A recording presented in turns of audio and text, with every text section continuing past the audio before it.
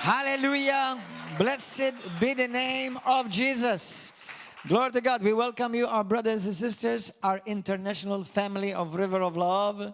We welcome you today to River of Love Christian Fellowship, to the hub of all River of Love ministries and Nations for Christ ministries in different nations. I want to greet our River of Love family in Pakistan, in Italy, in Kenya, in Uganda, in Gozo, obviously. I want to greet them. We bless you.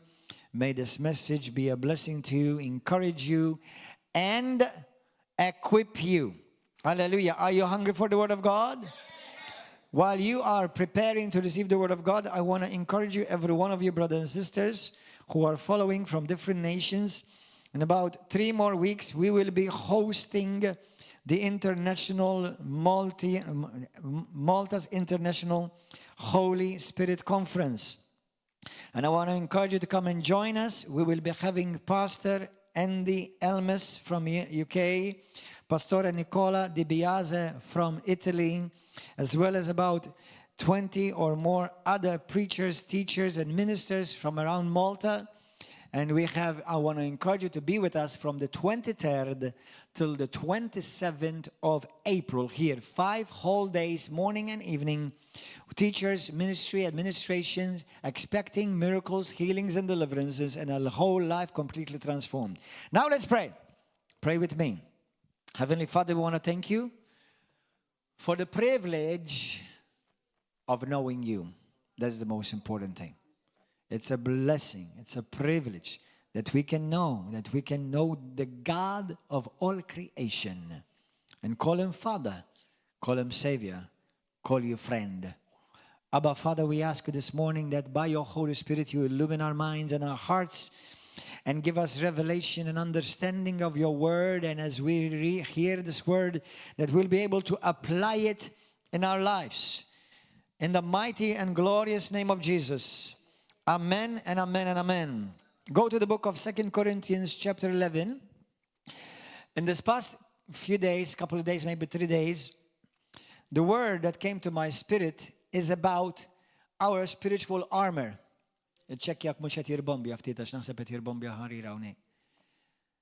About the spiritual armor.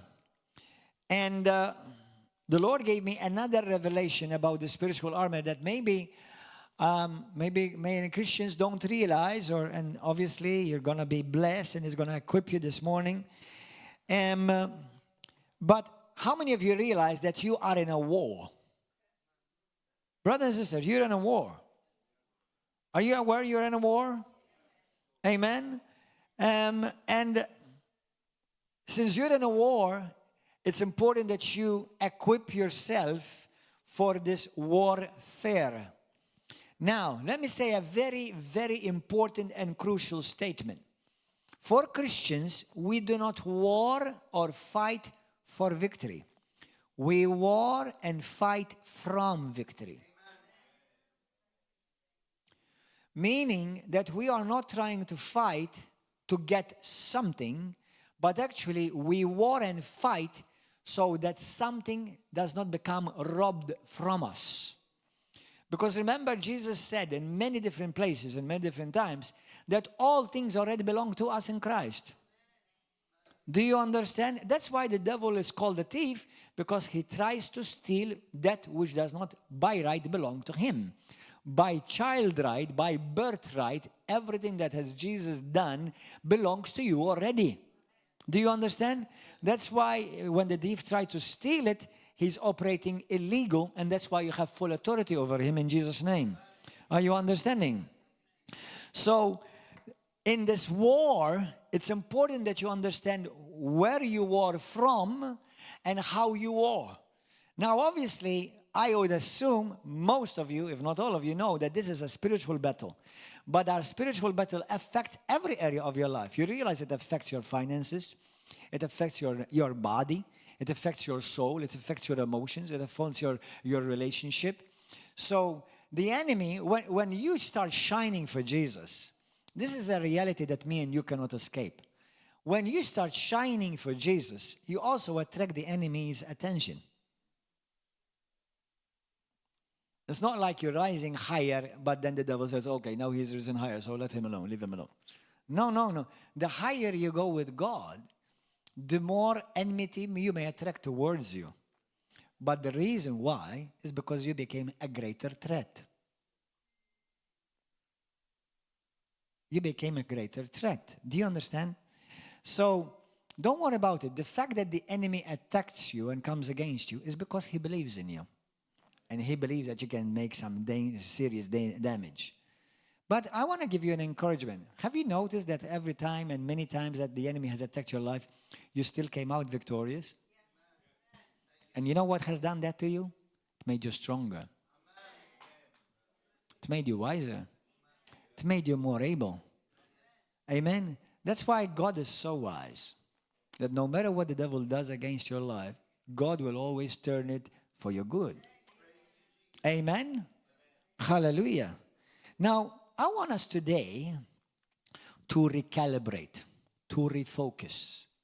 You know, I've met many well-meaning Christians and a lot of zeal, but I sometimes, especially lately, I've noticed that sometimes they get a bit of focus. You see, as a church, as River of Love, and all those who may fall and, you know, they are Bible students, we have so much information. We have been given so much information.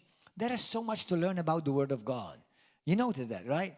You know, with all due respect to our Catholic friends, but when I was Roman Catholic, I knew nothing about the Bible. You know? I mean, I may have known about Jesus. I may have known some things about the Holy Spirit a little bit, but I knew nothing. You know? Then when I came into Christianity and Bible, apostolic, power-packed Christianity, man, I started learning.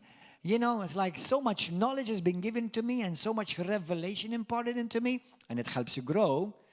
But then I've noticed along the years, and I've seen this also in many Bible students. You know, I went to Bible college, and I graduated from Bible college, and I studied. So the Bible tells us in 1 Timothy, Paul encourages Timothy to study. So studying is not a bad thing. But you have to balance it, because in Romans chapter 1, the Lord speaks about a people who have increased so much in knowledge that they made knowledge God. Do you understand? So we know that the Bible says that my people perish for lack of knowledge. But hold on, you can also accumulate so much knowledge that you end up losing the focus. Why we're here? Why? What is this all about? And I say also this. I've met many Christians that they know the Hebrew, the Greek, and the Aramaic, and they know the different versions, but they are not able to get one soul healed, one soul saved, or anybody delivered. So they have got so much information, but they can do nothing. They cannot catch one fish with it. So what does that count? What does that count? So there may be a season, and I'm not giving anyone the excuse not to learn and not to study. There may be a season where you need to stop. Listen, stop. Refocus and recalibrate. And what is this all about? Do you know what is this all about? It's about Jesus. Really? That's supposed to be common sense, right? It's like, that's all? Yeah, it's about Jesus. You understand? Because we as Christians, and in the apostolic, charismatic, Pentecostal move, which is the biggest move, by the way, in the church in the world, by the way, okay? Thank God, because if you're not moving, you're dying. And if you're not a movement, you'll become a monument. I don't want to be a monument. I want to be part of the movement. Amen? So I've met Christians, even many, and some in Malta, and they mean well, and their name may not be necessarily doing something evil, but they get off focus. And if you got focus, you know what happens to your eyes, right? When you get off focus, you get twisted eye, cross-eyed. Amen. And you're going somewhere, but you're not reaching anywhere. Always learning, the Bible says, but never come to the knowledge of the truth. And the truth is a person. The truth is a person. It's not how much I know about the Bible, but it's how much I know Him. How much I know Him. Amen. So This is important for us because, sometimes when you use the GPS, how many of you use GPS? God's system built within. Amen. I have a very good GPS. God has given me naturally a very good GPS. Amen. I was, with someone here in Puglia, and I told the sister, I said, God has given you a good GPS. And she said to me, let's go this way. I said, nah, I think we're supposed to go this way. Normally my GPS works really well. And bang, we found it. It's true. Now, some people, I won't allow you to take me across the street. You'll get me confused. But thank God, even when I used to travel without these GPSs in America, people I used to travel with, they used to say, brother, you have a very good sense of direction. I'm glad, because as a leader, you need direction. Hello. Amen. That would not be a good leader if you don't know where you're going. Amen. So that is the grace of God. I'll give credit to Jesus for everything. But the point what I'm trying to make is this. We have so much information, just like that GPS. Sometimes you get on the GPS, and all of a sudden, have you ever noticed it gets off balance, the picture, and you have to push a button, recalibrate, and it puts you right again on focus. So you know where you're going. I believe sometime we need to do that, because we get hung up with doing so many things, even possibly doing good things for the Lord, even for the ministry. And we lose the focus. And the focus is Jesus, brothers. Everything is about Jesus. Everything. The Bible says that in Him we live, in Him we move, and in Him we breathe and have our being. 2 Corinthians chapter 11, verse 2. Look at what Paul says.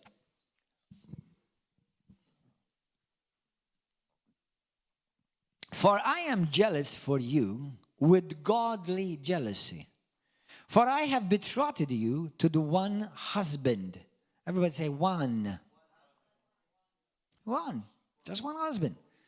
I want to say to our beloved friends, Roman Catholics, if you're not getting to know Jesus, you're in spiritual adultery. It's not about Mary. It's not about the Pope. It's not about the saints or the patriarchs. I see so much religion, even within the Roman Catholic religion. Man, people doing processions, all this kind of stuff, and wearing apparel. It's like, where is Jesus, all of that? They definitely need to do some serious recalibration. I've been to church services in the Roman Catholic religion that from the beginning to end is Mary and saints. It's like, what is Jesus? But you know what? In the evangelical circles, it may not be Mary, the saints, or the Pope. It may be, it's like Israel. We love Israel. But it's about Jesus. And Israel will go straight to hell without Jesus. Don't waste too much time about it. If you love Israel, go and tell them about Jesus. If you love Israel so much, go and preach Jesus to them. Without Christ, every Israeli is going straight to hell. There is no second redemption or second salvation. Remember, He came for the Jews. We're simply benefiting because they rejected Him. Not all, because there are obviously many have accepted Him too. Others, spiritual warfare, fighting demons, fighting principalities. Like, is this how Jesus did warfare? Something is not making sense. Because you're making Christianity look so complicated, and it looks nothing like Jesus.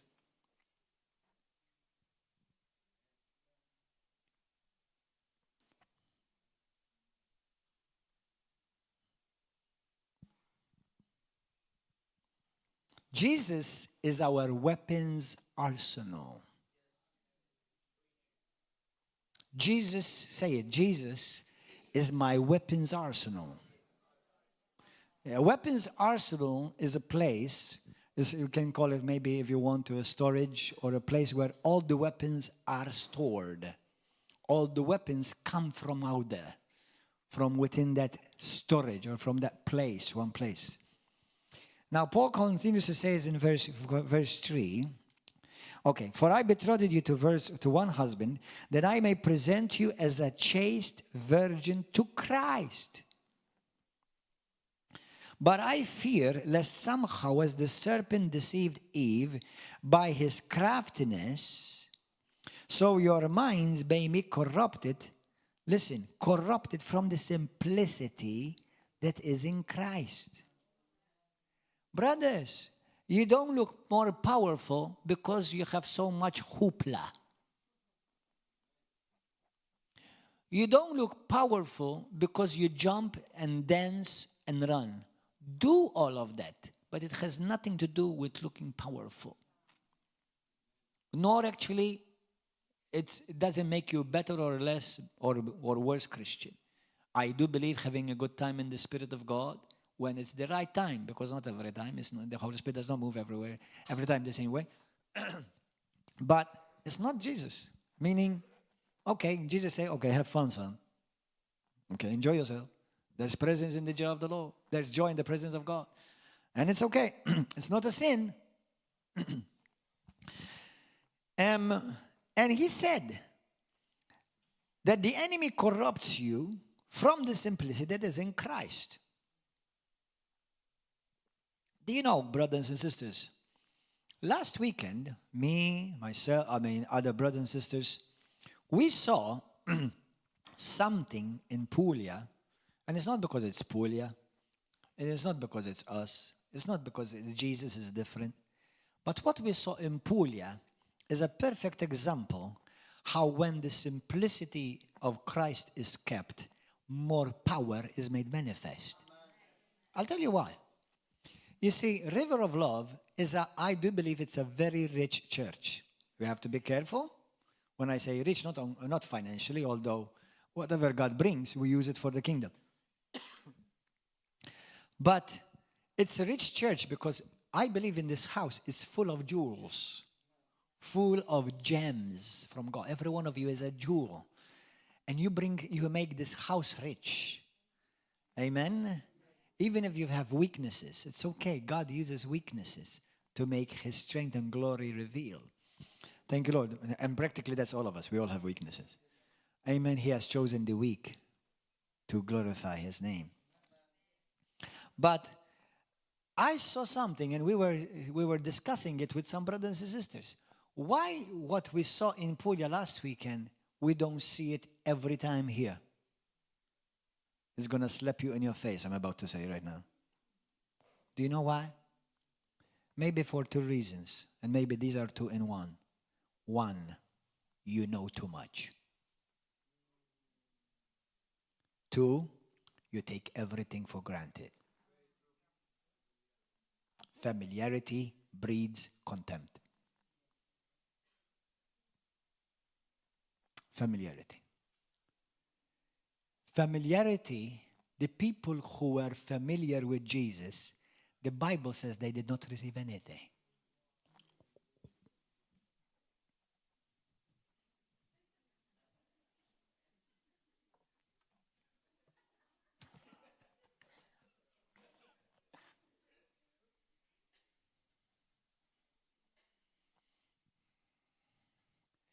He came to his own, and his own received him and received from him nothing.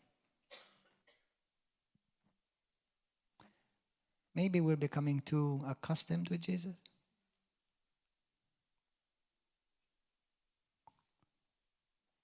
Brothers and sisters, when you start taking your relationship with Jesus Christ for granted, your love will die. Your relationship will die. It becomes a chore instead of a joy.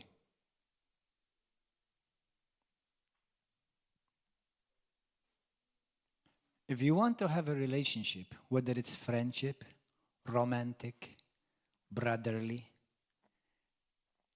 pray against familiarity.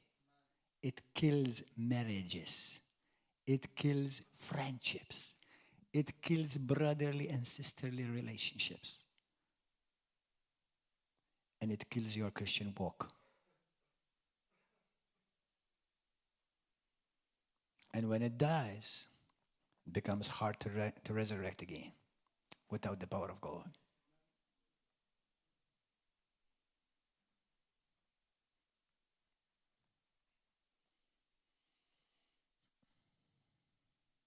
It's time to, everybody say, it's time to refocus.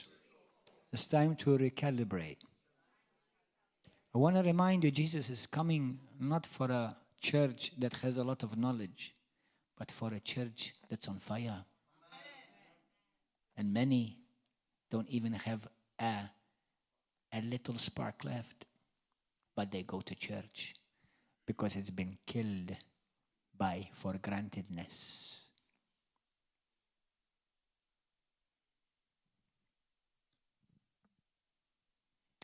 It has been killed with a lot of knowledge. I want to remind you, knowledge is good, but if you replace it with your passion for Jesus, and I'm preaching this to me, because I have so much knowledge. You know how much I found out? You know how I find out how much knowledge I have? When people ask me questions out of the blue and I can answer them. It's like, man, I knew that. It's like, man, I knew that answer. When I knew that answer, I knew that answer. It's like, man, whew. And I'm still learning. I have letters behind my name. I have a diploma, I have a bachelor's, I have a master's, and I have a doctorate. Not any one of those letters can cast out one little devil out of anyone. And I've met Christians that they have a whole alphabet after their name, and they're as dry as dead wood. If we want the mer, you know what? This message is flowing a bit different than yesterday. But you know what? I think in God's mercy, you know what should be our prayer every day today? In this new season? Lord, set me on fire. Not fire because I scream and shout and jump. You can do all of that. But if you lose your fire, guys, become worried. It becomes a burden. Your Christian walk will become a burden. Ministry will become a burden. And you know what? Many are there.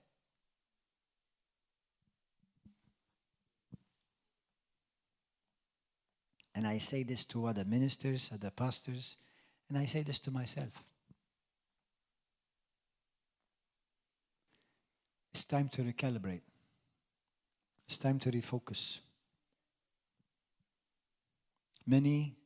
Every one of us, most Christians I know, they start on fire for Jesus. Then after a few years, you have to call them to come to church. You have to beg them to read the Bible. They start out with Jesus, they give everything. Then a few years later, they don't want to give one thing.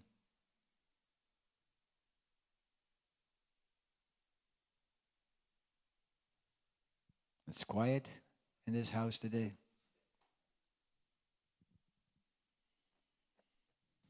Listen.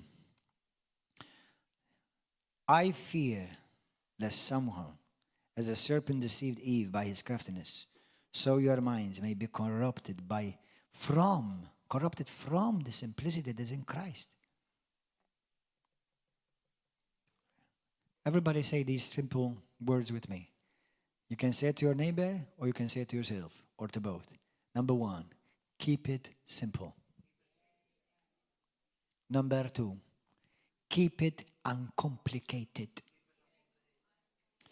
If your knowledge is not touching people, you know too much for nothing.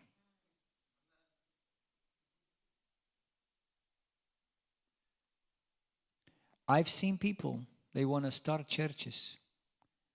Some of them even the wrong way, but they do it anyway. They don't know that harvest will come too. Not the one they want, man. And I wonder, I say, these people that they want to start these works, these were some of the people that I've never seen them lead one soul to Christ. How is your church going to come? I can read all the books about fishing. If I don't go fishing, no fish is going to go.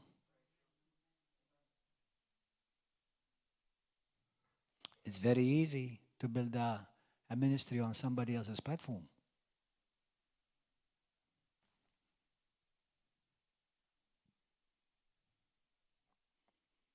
Number 3, keep it pure.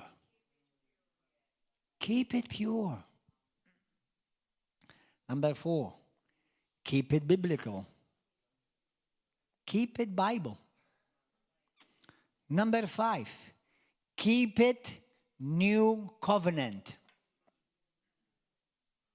Don't get me, don't, now it's okay to glean from the old covenant, but everything has to be purified and simplified and concluded in the light of the new covenant. Otherwise, you're operating in the shadow, no longer in the light. And number 6 is keep it new creation.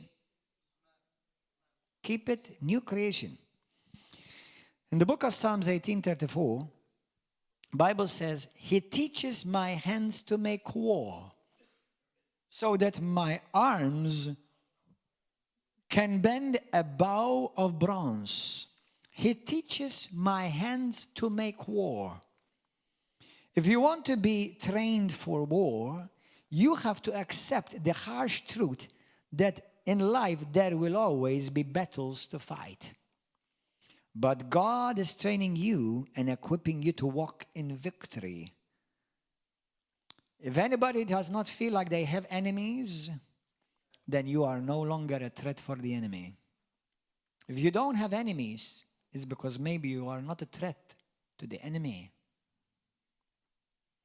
Now, this phrase I'm going to repeat, which I said earlier. We fight not for victory, we fight from victory. If you fight from victory, you win. If you fight to achieve victory, you get tired and weary. Because victory already is ours. The Bible clearly says the battle is the Lord. And He's already won. The victory is ours. And that is won for sure forever.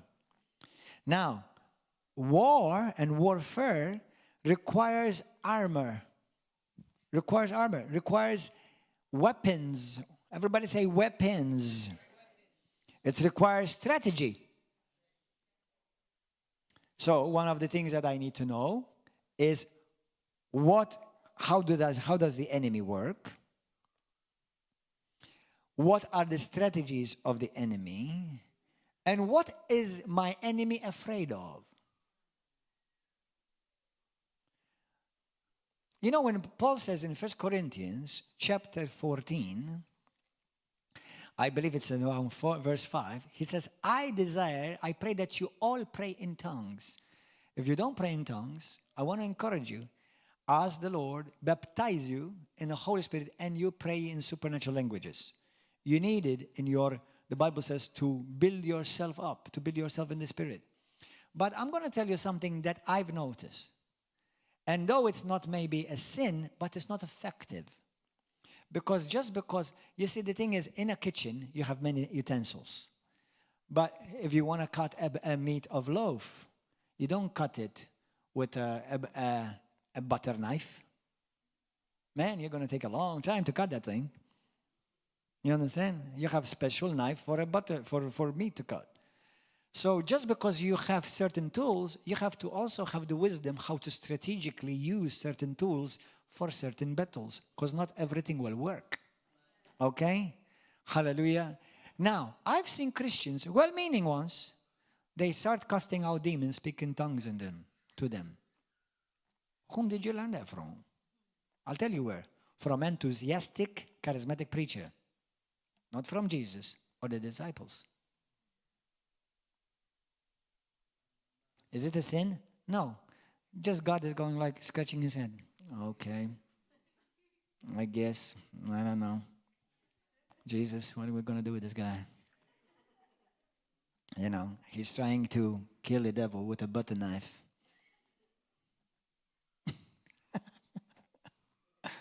Well, that's a nice butter knife, but I guess you're just going to butter up the devil.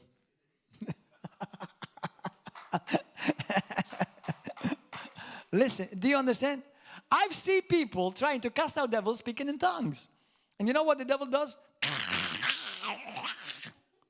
Listen, there's a big difference between casting it out and stirring it up. We're not called to stir up devils. We're called to cast them out. Hello. Amen. So, praise God. Grant us wisdom, Lord, how to use the weapons of our warfare. Amen. Now, for example,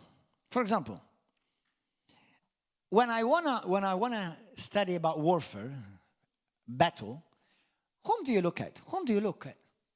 Whom do you look as an example for warfare? Jesus. Now let's be honest. When you see charismatic preachers, and I'm going to put myself in the group, do we see Jesus doing like many pastors, apostles, prophets, and teachers do? They're sweet. They're precious. You gotta love them. You gotta hug him. But it's like, I think he's just having a charismatic fit. I think he's stopped looking at Jesus. I think he needs to recalibrating. Pastor, brother, you need to recalibrate. You're going somewhere, but you're not reaching anywhere. Boy, you're silent. Are you here? Or you're raptured or something? Amen. The armory or the weapons, it's important that we learn how to use it, because you can have the right armor, but you don't know how to use it properly. So there is one weapon that will always work against the devil, and that he hates. The devil, there's one particular weapon that he hates. And we're going to go to the book of Ephesians, chapter 6, together. Hallelujah. Ephesians, chapter 6. Say, Holy Spirit, teach me. Give me revelation. Not information only, but revelation, so that I will know how to apply by wisdom these principles in Jesus' name. From verse 12, I'm going to read. For we do not wrestle against flesh and blood, but against principalities, against powers, against the rulers of darkness of this age, against spiritual hosts of wickedness in the heavenly places. Therefore, take up the whole armor of God. Everybody say, the armor of God. That you may be able to withstand in the evil day. And having done all to stand, stand therefore having girded. Now listen, weapon number one. Having girded your waist with truth. 1. Having put on the breastplate of righteousness. 2. Having shod your feet with the preparation of the gospel of peace. 3. Above all, take the shield of faith. 4. Which is able to quench all the fiery darts of the wicked one. 5. Take the helmet of salvation. And 6. And the sword of the Spirit, which is the word of God. And we can say 7 as well. Praying always with all prayers and supplications in the Spirit, being watchful. So, let's keep it 6. Because number 7 is a bit different. But that would be practically the whole armor. And Paul is comparing the spiritual armor to the armor of a Roman soldier. Now, this to you, some of you, may come as a revelation, just like it came to me. Number 1, the very number 1 armor that Satan hates, you know who it is? His name is Jesus. In the book of, for example, Proverbs chapter 18, verse 10, the name of the Lord is a strong tower. The righteous run into it, and they are safe. Everybody say it. The name of the Lord is my strong tower. I am a righteous one. I run into it, and I am safe. Hallelujah. So the name of Jesus is my protection. Hallelujah. In Luke chapter 10, verse 17, this is a perfect warfare passage. Now, Jesus sends his disciples, his apostles. Many charismatic know this, and Christians know this by heart, and they should. And actually, I decree this almost over my life every day. Luke chapter 10, especially 17 to 21. I confess it every day over my life, making it personal. He says this, then the 70 returned with joy, and they said, Lord, even demons are subject to us in your name. Everybody say the name of Jesus.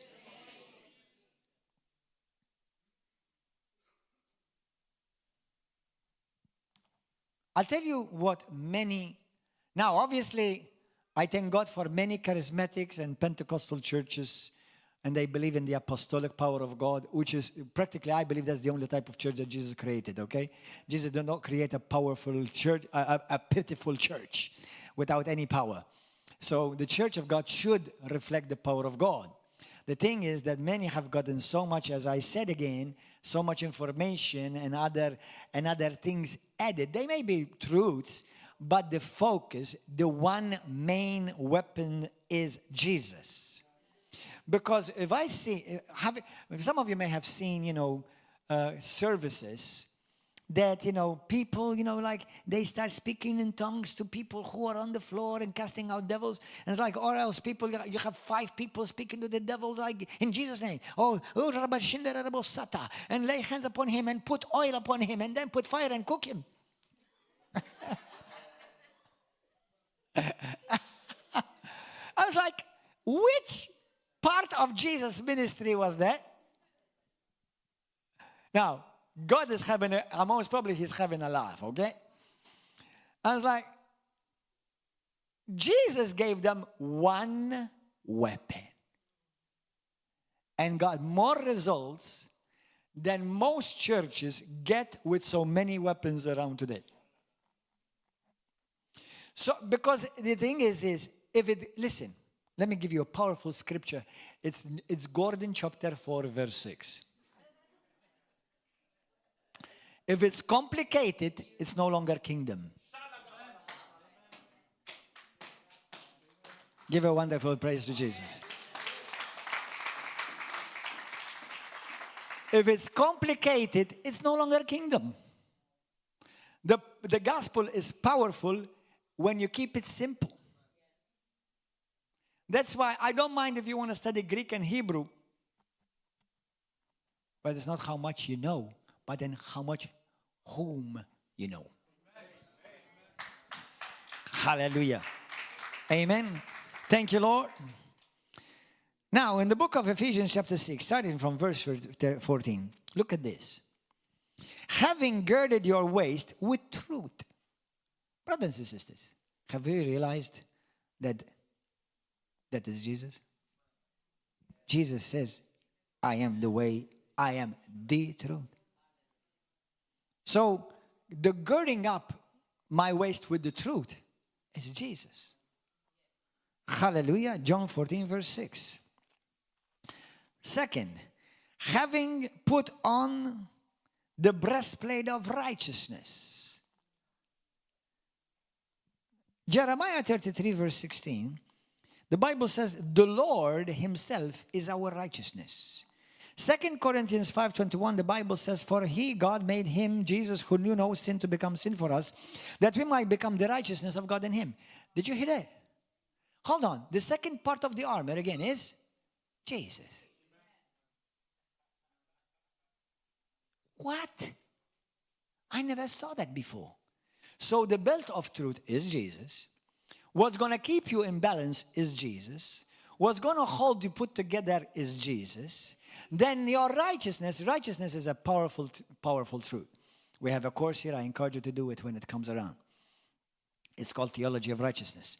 Righteousness means to be able to stand in the presence of God, in the same level of God, without any sense of guilt or condemnation or shame. Go and chew on that for a while. That's what righteousness means, right standing. That means you stand the same level of God. With no shame, with no guilt, with no sense of inferiority. That's what righteousness means. Now, who is our righteousness? Jesus. Now, but hold on. You want me to tell you the other side of that? Now, this, if you get it by revelation, you're going to explode right now. Because it doesn't say that he gave us of his righteousness. The Bible says that we became the righteousness of God. Hold on. There's a difference between me giving you a piece of the cake and you become the cake. I can eat cake with you or I can eat you. There's a difference.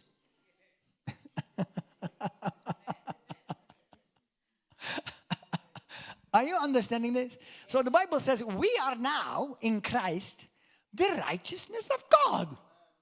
No, that's too big. It's in the Bible. It's the truth. So now, first armor, the belt of truth, Jesus. The righteousness, the breastplate of righteousness, Jesus again. What's next? I guess now you're going, you know where you're going. Having shod our feet with the preparation of the gospel of peace. Guess who is our peace? Wow, glory to God, man. Hallelujah. Now, do you understand that when you wear Jesus, you become a mighty threat for the enemy? Hallelujah. Glory. Thank you, Jesus. Whoa, praise God. For he himself is our peace. Ephesians 2:24. What? Now, do you understand now? No wonder Paul says in Romans 13:14, put on the Lord Jesus Christ. Put on the Lord Jesus. You know what? Pray for me that I need to get it by revelation. I put on the Lord Jesus Christ. You know, I've had brothers and sisters, and it's okay, they're doing nothing wrong, but out of zeal and lack of revelation, because we're always growing in revelation, you know, every morning they're going, it's like, I put on the breastplate of righteousness. The breastplate of righteousness. I put the helmet of salvation. I put the belt of truth. And it's okay. Nothing wrong with that. If you've done that, don't feel bad. This is not a sin. But the revelation is that I am like that glove, and Jesus puts his hand in that glove. And although you're seeing Gordon on the outside, but there's a mighty God living on the inside. Hallelujah. Do you understand? Whew, man. Thank you, Lord. Thank you, Lord. The other part of the armor. Above all, take the shield of faith, with which we will be able to quench all the fiery darts of the wicked one. What is the shield of faith? Who is our faith? In Hebrews chapter 12, verse 1 and 2, the Bible says that Jesus is the author of our faith. That means he is the originator of our faith. So our faith is Jesus. Do you understand now when by revelation says somebody says, Jesus saves me, the Bible says, whoever calls upon the name of the Lord will be saved. Now, some preachers, and I understand because everything has a balance.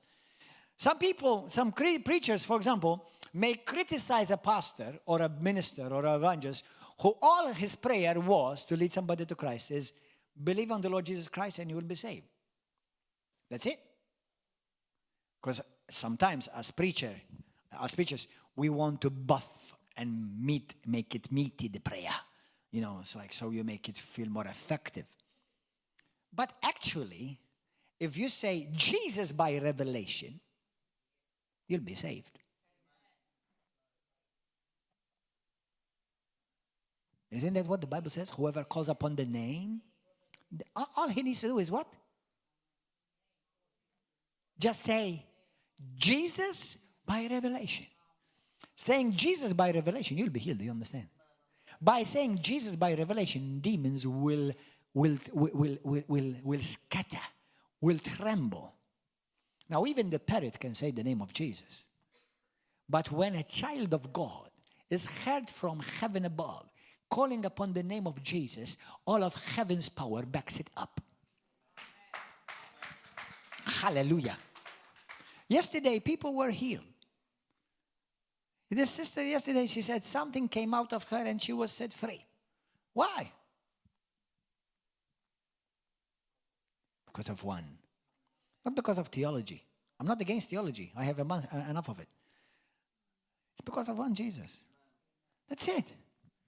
That's it. So, just one name. The only one name that's above every other name. Hallelujah. Glory to God. So, for example, Galatians 2:20. I've been crucified with Christ. It's no longer I who live, but Christ who lives in me. And the life which I now live in this flesh, I live it by the faith of the Son of God. So whose faith am I operating in?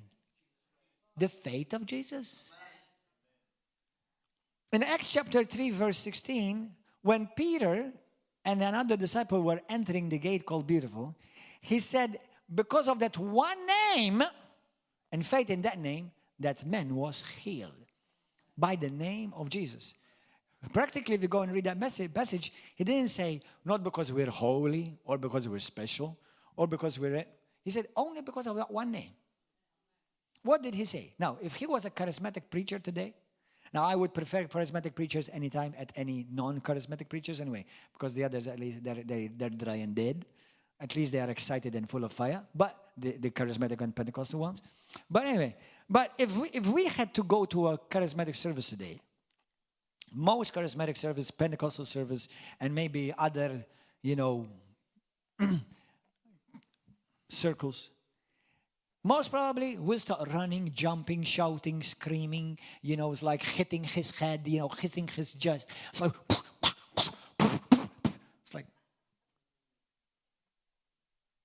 only one day. As a matter of fact, the more you do of that, the more you're showing me how much revelation you lack in that one name. Because the power is in the simplicity of believing with revelation in that one name.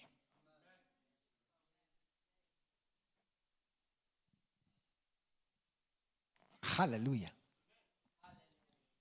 Now, don't beat our brothers and sisters who may not have heard what you're hearing this morning, because they still love Jesus, love God, and God loves them, and they have a zeal for God, and it's good to be zealous for God. But once again, it's time to recalibrate.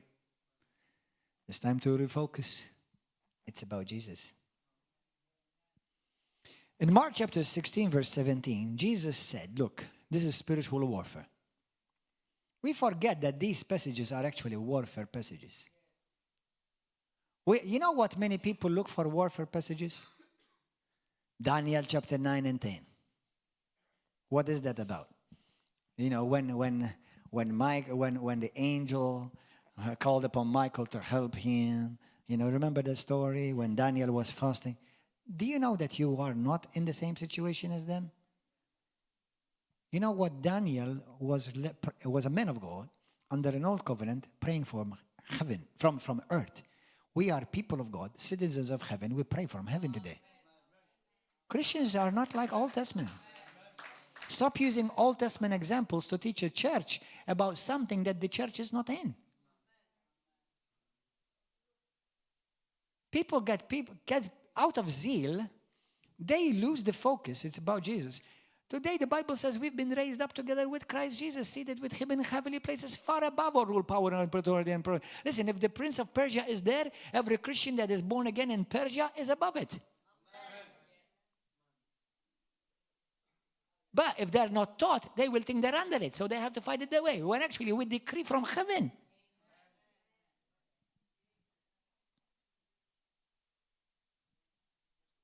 Do you understand? And if anybody wants to use Ephesians chapter 6 for warfare, I'm telling you, all this equipment is Jesus.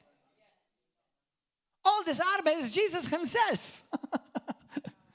Amen, hallelujah. Glory to God. In my name, Mark 16:17, they will cast out demons. Now listen, I believe in fasting. And Jesus says, my disciples will fast. But it's not fasting that gives you power. The power is in the name of Jesus.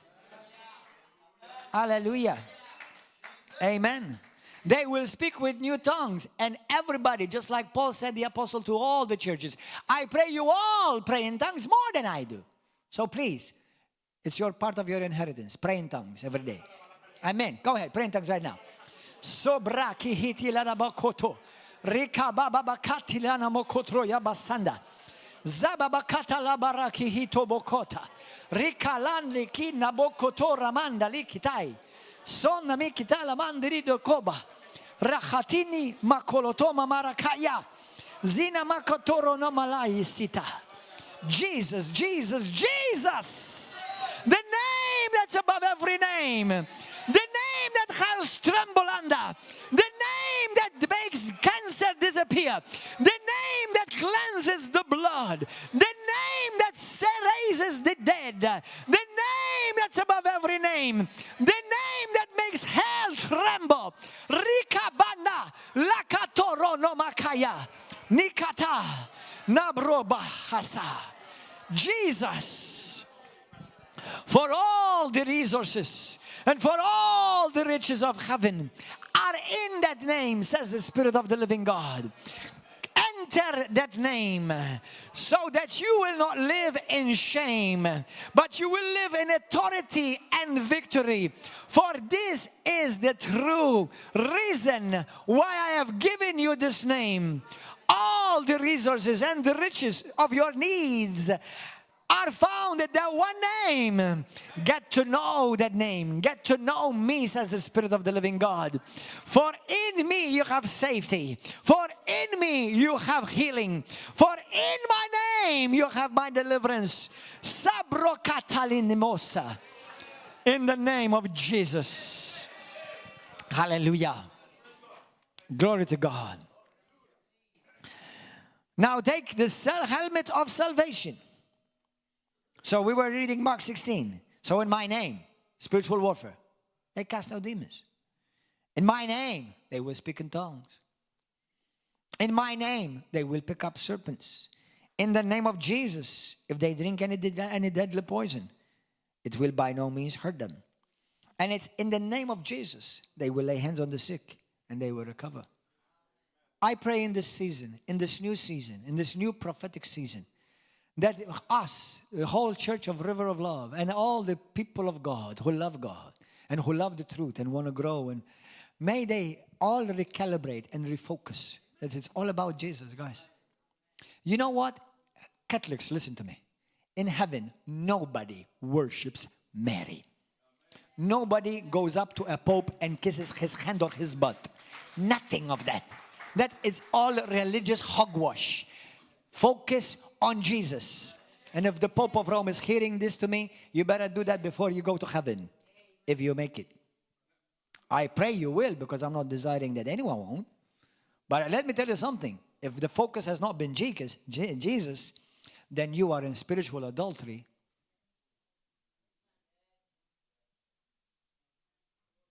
And that's a warning for every one of us. And how much for those who lead, including pitiful me.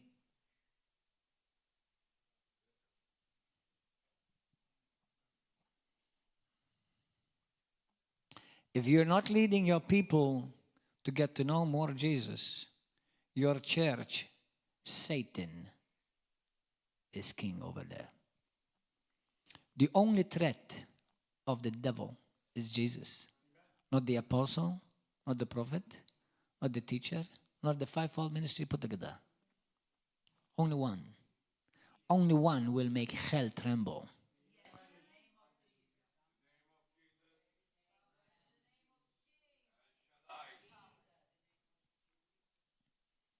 Catholics, get it right before you leave this life. Stop magnifying Mary. Stop praying the rosary. Stop praying to the dead saints. Refocus, recalibrate. Get out of the religion of the whore of Babylon. Now, if you want to continue to do that, you're free to do that.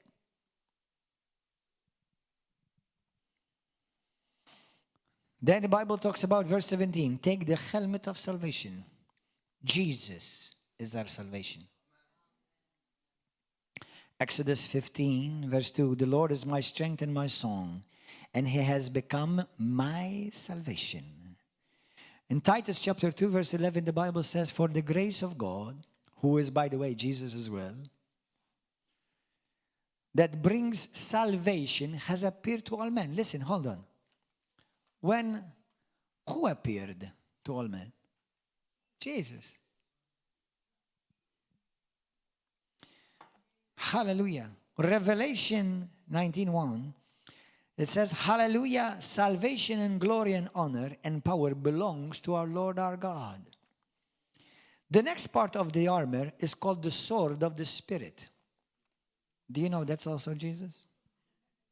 How is that, Pastor? The Bible talks about the sword of the Spirit is the Word of God, right? So the Word, in the beginning was the Word, and the Word was with God, and the Word is God, and the Word became flesh and dwelt among us. And we have seen His glory, the glory of the begotten one of the Father, full of grace and truth. And His name is Jesus. Jesus, Jesus, Jesus. There is no one above that name. Master, Savior, Jesus. Like a fragrance after the rain. Jesus, Jesus, Jesus.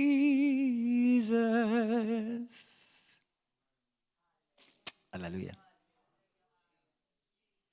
Listen, before you pass on to the next slide, let it be the last word you say.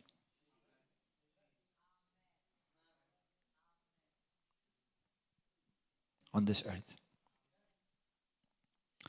So the sword of the Spirit is Himself, Jesus. For the word is like a sword, Hebrews 4:12-13. The Bible says, for the word of God is living and it's active. And it's sharper than any two-edged sword and is able to pierce and enter and judge the soul and the intentions of our heart. And Bible then it says, and nothing is hidden from His sight. In verse 15. Hold on. So He's calling the sword He.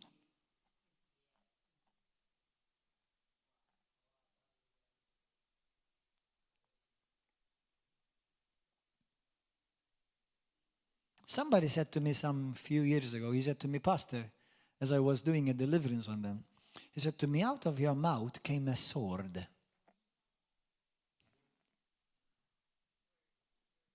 In the Spirit, that's what they saw. Hallelujah. So, let's finish with this. Praise and worship. Come. Let's go to the book of Philippians 3. So, the whole armor is Jesus. Chapter 3, verse 8. Yet indeed, I also count all things loss for the excellence of knowing of Christ Jesus my Lord. Now Paul was very smart, very knowledgeable. He knew the Bible very well. He was first a persecutor of the church, and then he became one of the propagators of the church, of the gospel of Jesus. And he kept his focus upon Jesus. And he was learned, he was a professor of professors by today's standards. And this is what he's saying. He said, I count all things loss. He's not counting bad things as lost. He's counting the good things as lost. For me to tell you, that means, for example, all my doctorate and all the exams I've done and all the knowledge I've done and all the accomplishments I've done by the grace of God, I say to you, it's all caca. Do you know what's most important for Gordon? That I know Him.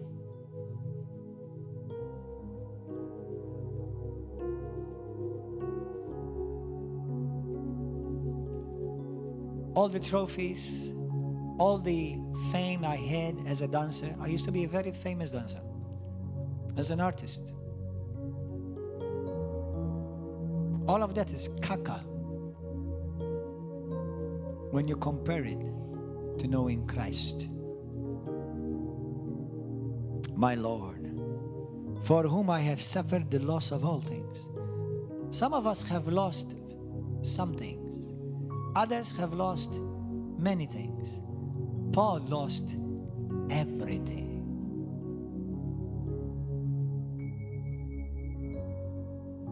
And count them as rubbish. Wow. Lord, I pray that this prayer becomes a revelation to every one of us.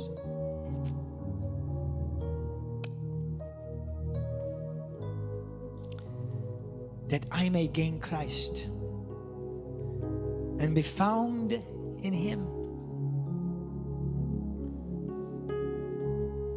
Be found in Him. Not having my own righteousness, which is from the law, but that which is through faith in Christ.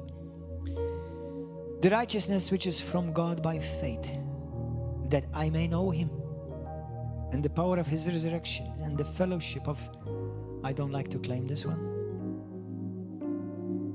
the fellowship of His suffering. Yes, you will suffer. Yeah.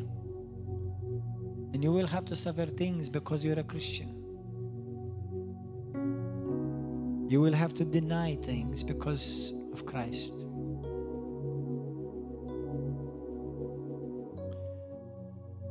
Being conformed to His death, if by any means I may attain to resurrection from the dead. It's all about Him, brothers and sisters. It's all about Jesus. Let's pray. Thank you, Lord. I pray that everyone who has heard this message today, you may need reviving. You may need to recalibrate, refocus. What am I doing here? Why am I in this church? What am I living for?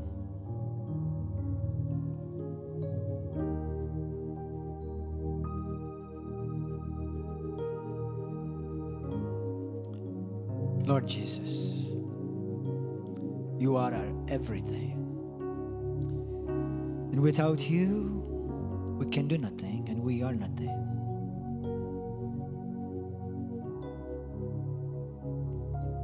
By your grace, Lord, every heart that has heard,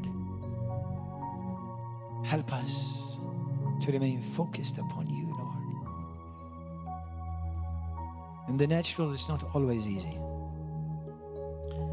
I want to thank you that no matter what the enemy may throw at us, you keep us and you preserve us and you protect us in your name. For your name is a strong tower, and we, your children, the righteous ones, run to it, to your name, and we are safe and protected. We are protected from the strife of tongues, from curses, from every wicked thing. In your name, Jesus. In your name there is salvation. In your name. Holy Spirit, I ask you today to increase our revelation of the name of Jesus, of the person of Jesus. After all, your Holy Spirit, you came to reveal Jesus to us. Open our eyes so that we may see Jesus more clear. Thank you, Lord. Thank you for what you've done for us on the cross. Thank you that today I boldly proclaim that because of the power in that name, Jesus, everyone at the sound of my voice will be healed, saved, delivered, and their life refocused and recalibrated. Only you can heal the pain in the hearts of your people, disappointments. And with you there's always fresh, new beginnings. You never reject us or send us away. You always receive us, Lord, with open arms when we come to you with a humble heart. Jesus. If you are here today and you say to me, Pastor, I needed to hear that word and I need to refocus, I need to recalibrate. I realize I was spread everywhere. But only one thing is really important. Is getting to know Him. Knowing Him more and be found by Him and in Him. I realize today that my arsenal of weapons is Him. It's not my knowledge or information, it's Him, Himself, Jesus. He is my helmet of salvation. He is my breastplate of righteousness. He is my belt of truth. He is my shoes of the gospel of peace. He is my shield of faith. He is my sword of the Spirit. You are everything, Lord. I bless you. I honor you. Let this word, God, continue to echo in my mind, in my spirit. Hallelujah.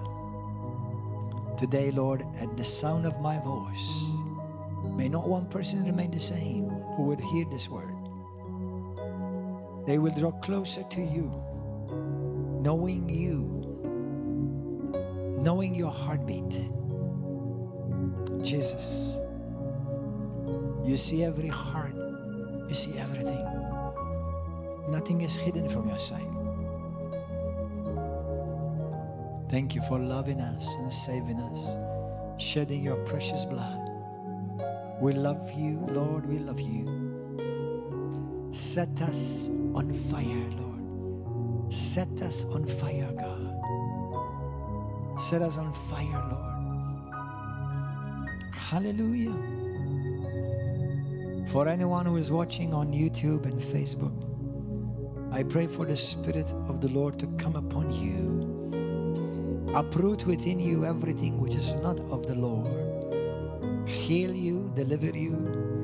The Lord is healing even now somebody who has drug addictions.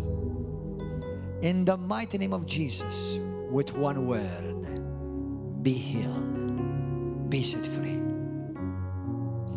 Every attack of witchcraft that has come against you, by that one glorious name, I break witchcraft and every form of divination and every word curse spoken against you. I break it off of you right now in the mighty name of Jesus Christ.